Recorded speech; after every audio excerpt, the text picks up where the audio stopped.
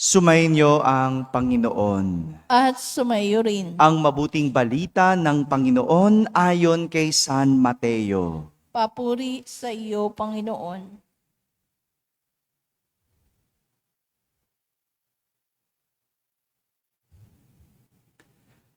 Noong panahong iyon, sinabi ni Jesus sa kanyang mga apostol, "Walang alagad na higit kaysa kanyang guro, at walang aliping higit sa kanyang Panginoon.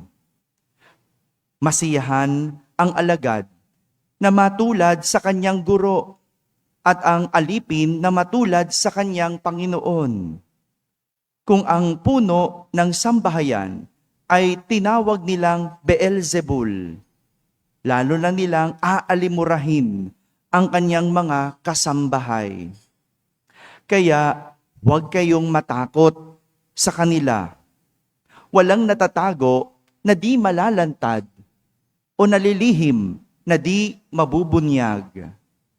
Ang sinasabi ko sa inyo sa dilim, ulitin ninyo sa liwanag. At ang ibinulong sa inyo ay inyong ipagsigawan. Huwag ninyong katakutan ang pumapatay ng katawan, ngunit hindi nakapapatay ng kaluluwa. Sa halip, ang katakutan ninyo ay ang nakapapatay ng kaluluwa at katawan sa impyerno. Hindi ba ipinagbibili ang maya ng 2 pera? Gayunman, kahit isa sa kanila ay hindi nahuhulog sa lupa kung hindi kalooban ng inyong Ama. Maging ang buhok ninyo ay bilang na lahat. Kaya huwag kayong matakot. Higit kayong mahalaga kaysa libo-libong maya. Ang sinumang kumilala sa akin sa harapan ng mga tao ay kikilanlin ko rin naman sa harapan ng aking Ama na nasa langit. Ngunit ang magtatwa sa akin sa harapan ng mga tao ay itatatwa ko rin naman sa harapan ng aking Amang nasa langit." Mga kapatid, ang mabuting balita ng Panginoon. Pinupuri ka namin, Panginoong Hesukristo. Umupo ang lahat at makinig sa umilya. Isang magandang umaga po sa inyong lahat. Magandang umaga sa mga nasa barangay, mga nasa tahanan na nagsisimba via online at sa lahat na nasa abroad. Kasama kayo sa aming banal na pagdiriwang dito sa ating parokya. Ngayong araw na to, pinagdiriwang natin at ginugunita si San Benito. San Benito. Sabihin nga po ninyo, kilala natin si San Benito dahil sa popular na medalyon. Alam nyo ba yon? Yung Saint Benedict medal, di ba? Yung sinusuot natin o inilalagay natin sa mga tahanan bilang proteksyon laban sa masasamang espiritu o kapahamakan na dulot ng puwersa ng kadiliman. Yung Benedictine medal. Nakakita na ba kayo nun? Paano ba nagsimula iyon? Alam nyo, nung nabubuhay pa si San Benito, marami siyang hinarap na kapahamakan. At karamihan sa mga yon, dulot ng masamang puwersa. Puwersa ng kadiliman. Andyang ilang beses na siyang tinangkang patayin.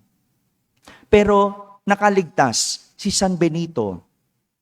Isa nga sa mga tangkang iyon ay minsang tinangka siyang lasunin.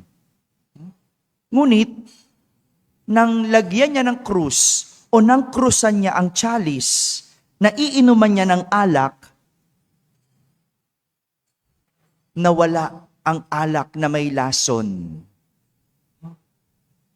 Lalasunin sana siya Pero ang ginawa ni San Benito, kinrusan lang niya yung tsalis. Hindi naman niya alam na may lason.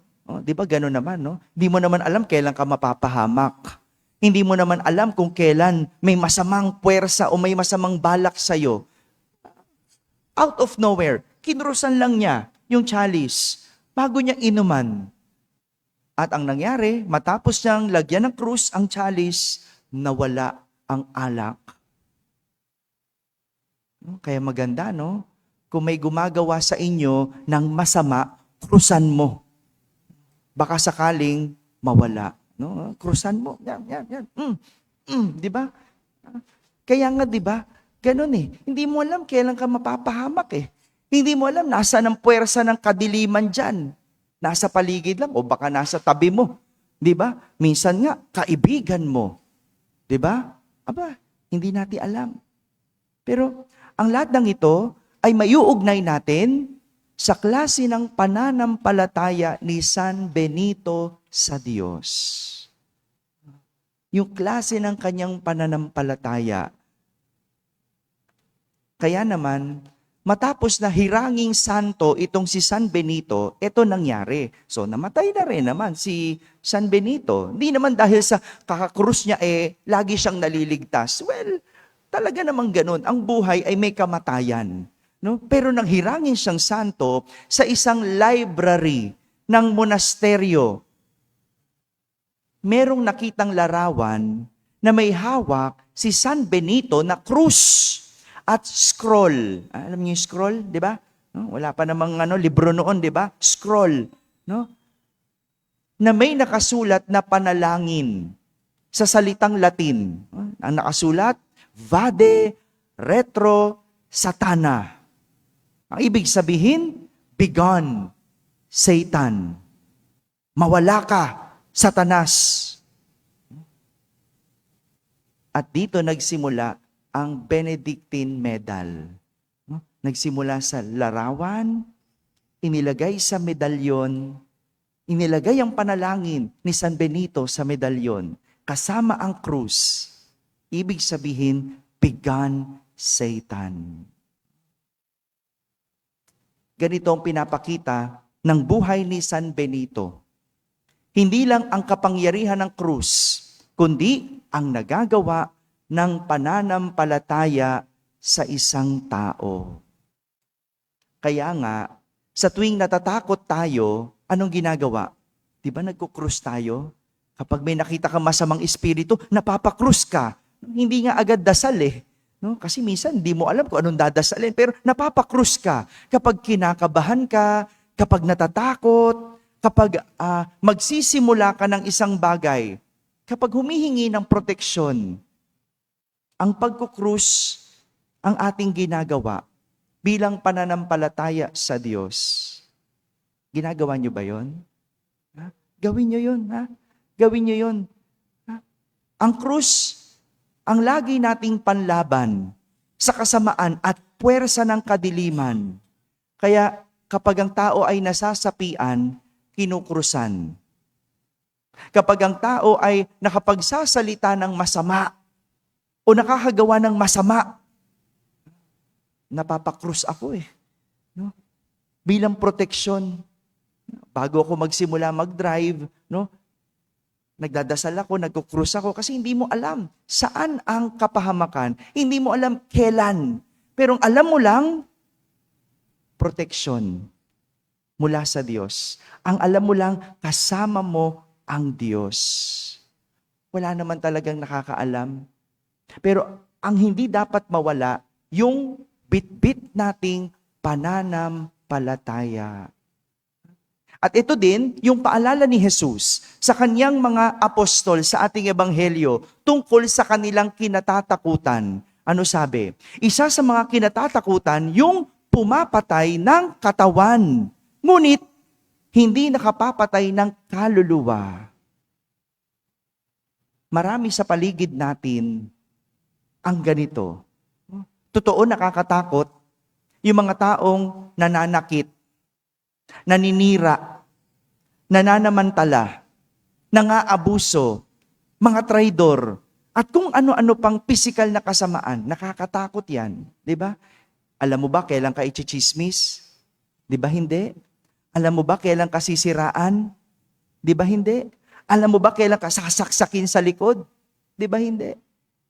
Nakakatakot ang mga yan. Pero ang paalala ni Jesus, manakit, manira, o mang-abuso man sila, hindi nila kayang saktan ang ating kaluluwa. Hindi nila masasaktan ang ating kaluluwa. Kaya wala tayong dapat ikatakot sa kanila. Yung mga naninira, yung mga chismoso, chismosa, yung mga traidor, yung mga nag-iisip ng kapahamakan natin, wala tayong dapat ikatakot sa kanila. Dahil saktan man nila tayo, hindi nila tayong kayang sirain ang ating kaluluwa. Masaktan man tayo, pero hindi masisira ang ating kaluluwa dahil sa pananampalataya natin kay Jesus. Yan ang dapat tandaan. Kaya wala tayong dapat katakutan. Alam niyo po, kanina, paggising kong umaga, pagkita ko sa aking cellphone, merong message, 2. Humihingi ng panalangin. Dahil yung isa, may cancer.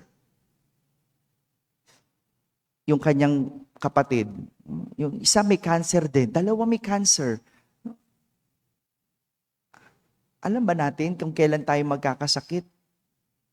Alam ba natin kung kailan tayo masasaktan? At totoo, nakakatakot ang cancer. Nakakatakot ang sakit, nakakatakot ang mga ganito kasi masasaktan tayo. Pero magandang paalala sa atin na masaktan man ang ating katawan, hindi ang ating kaluluwa. At yon ang wag na wag nating ibebenta. Yon ang mas nakakatakot. Yung hindi man nasaktan ang iyong katawan, pero binenta mo ang iyong kaluluwa sa kasamaan. Maraming ganyan. Oh, 'di ba? Hindi nahirapan sa buhay, marangya ang buhay, pero binenta ang kaluluwa sa kasamaan. Oh, sumama na lang sa mga nangungurakot. Sumama na lang sa mga magnanakaw, 'di ba? Pinagtatakpan ng katotohanan. Oh, para lang wag mahirapan. 'Yon ang mas nakakatakot. Yung binenta na ang sarili, ang kaluluwa sa kasamaan. Mga kapatid, sa panahon ng kapahamakan o kasiraan, gawa man ng tao o puwersa ng kadiliman, ang tanging panlaban ay ang ating pananampalataya kay Jesus. Kaya ang sasabihin, lumayas ka, Satanas, saka mo krusan. Amen? Amen.